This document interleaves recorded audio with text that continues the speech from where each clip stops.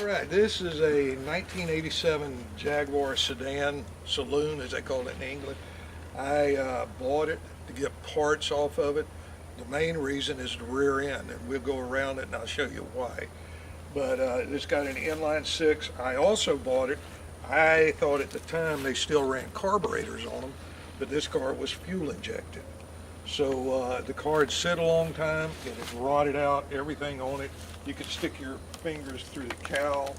I mean, this thing is rotted out bad. You can see where it'll go through. So I pulled the front end off of it where that when I get through unbolting everything, I can pull the motor straight out of it rather than have to lift it up. I've got a small front end loader that I hook onto and pull the stuff up. The car, in order to get the bottom of it, because it was so bad that I decided to do the old cracker way, redneck way, of rolling it up on its side and undoing everything underneath and then lowering it back down. So I grabbed hold of it right here and picked it up and turned it on its side. No, I'm lying about that. What I did, I have that small front end loader. I put it underneath it, and it would lift it up a little bit. And I'd roll the drums under it, and the 55-gallon drums, and then move it a little bit at a time, pick it up, roll the drums, pick it up, roll the drums. And that way I was able to put it up on its side where I could get to everything underneath it. And the main reason I bought this car was for this rear end. And this is the old style Jaguar rear end. And what it has is inboard disc brakes, and it has two coilover shocks on it, on each end, and it makes a great setup for a hot rod. It also has a cradle. This is all a cradle right in here that you can just pick up and bolt. It's not that easy, but you can pick it up and bolt it into a car.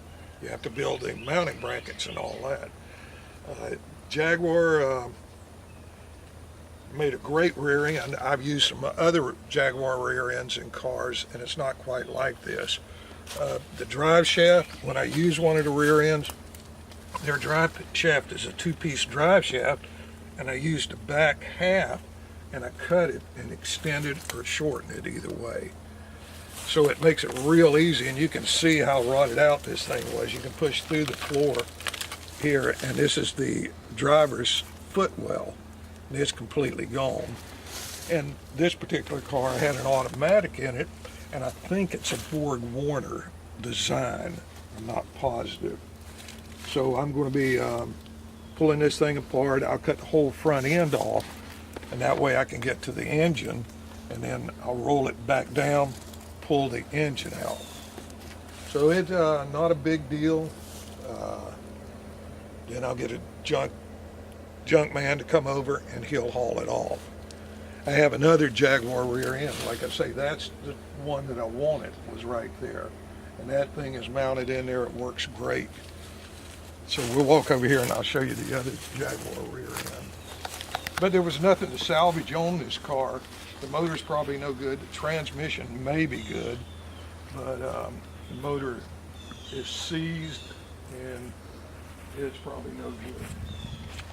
This is a newer style Jaguar rear end, and what they did, they moved the brakes to the outside, and then they used one coilover, and it works great too. You just build your mounting brackets, bolt it to here. This keeps it from doing this, and then when you build your mount for this, that keeps it in place. This took place of a lot of the cradle. There's still a part of the cradle that goes in there, but this is the newer style. The other car was the older style.